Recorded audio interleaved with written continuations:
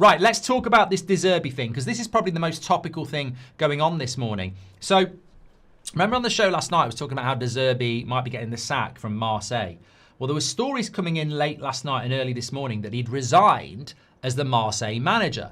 That has now been, well, not officially confirmed, but apparently De Zerbi has told L'Equipe in France that that's not the case. And that apparently he's ill. That's why he didn't take training. But something is clearly going on. Like, you don't get rumours of him being sacked, rumours of him resigning, him not being at training. So it sounds like something's going to go on there at Marseille, which is, look, Marseille can be quite, you know, I read a story this morning that apparently Mason Greenwood's not talking to the director of football. So it's not like the most steady of ships at the moment. But where this enters for Manchester United, would De Zerbi be quitting for the Manchester United job? I mean, look, a lot of the conversations United need to have with managers need to be taking place over the next few months. But of course, Tuchel will be preparing for England, Nagelsmann for Germany, Pochettino for USA, Enrique's at PSG, Emery's at Aston Villa, Glasner's at Palace, Iriola's at Bournemouth. So a lot of the managers you're going to talk to are going to be in a job. If De Zerbi's out of a job this weekend, one way or another, Man United can talk to him. They can talk to him, and he is high on their list. So, look, is he quitting for the Man United job? I mean, technically you could make it about that, but I think he's probably quitting because he's fell out with Marseille. But he'd also be a fool to quit because there's got to be some sort of severance package there. But then again, maybe it's not that big at a club like Marseille. So I'd certainly keep an eye on it. Somebody said, do you think if De Zerbi quits Marseille, he could be in charge of Man United next week? Well, no, I think they're going to give Carrick, quite rightly, the interim job until the end of the season.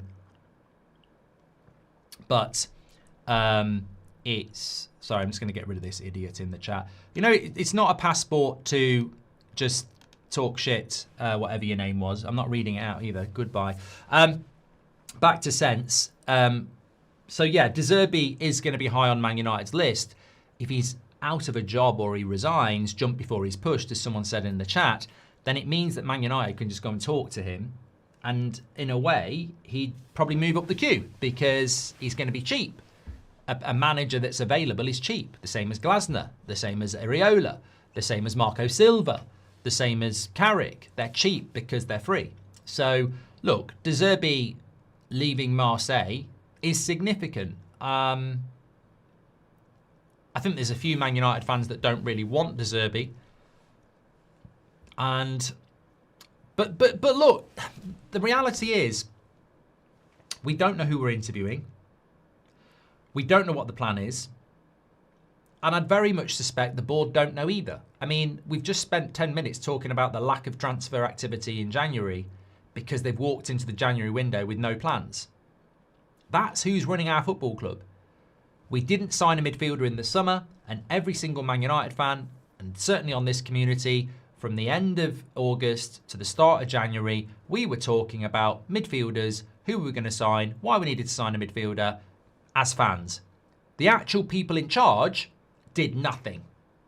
They just rang up David Ornstein and Romano and went, Anderson and Baleba and Wharton in the summer.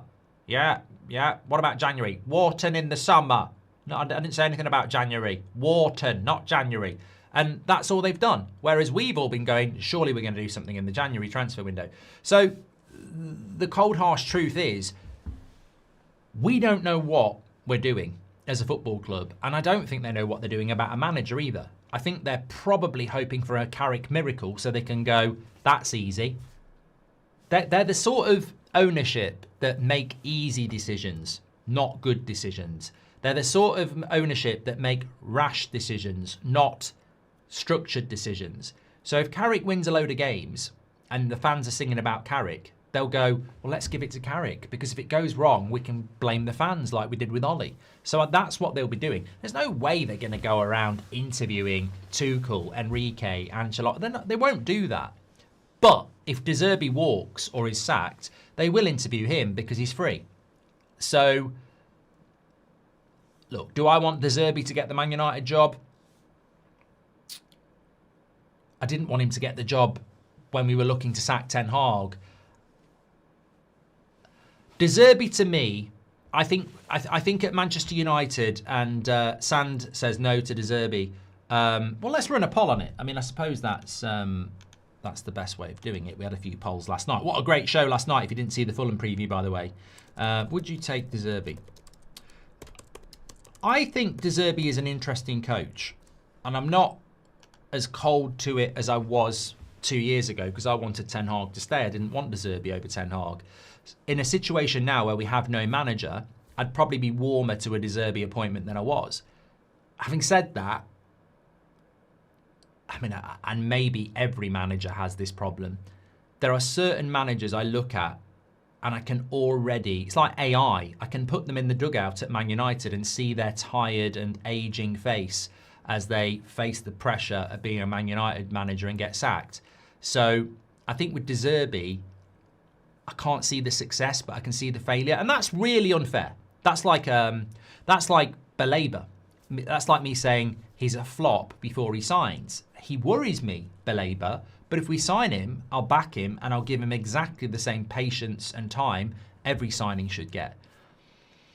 However, so it is unfair to do it, but I look at people like Glasner and De Zerbi and Iriola and I go, good coaches, but I can already see them failing more than I can see them succeeding because this club has been bad for so long and it's such a difficult job and it's such a shite board that I think it swallows everybody up. But I actually think there's probably only... and even if Carrick gets the job, and maybe he will, like I'm not opposed to that, but even if Carrick gets the job, I can see him in 2 years absolutely deflated, falling apart, swallowed up, won't be able to deal with the pressure as well.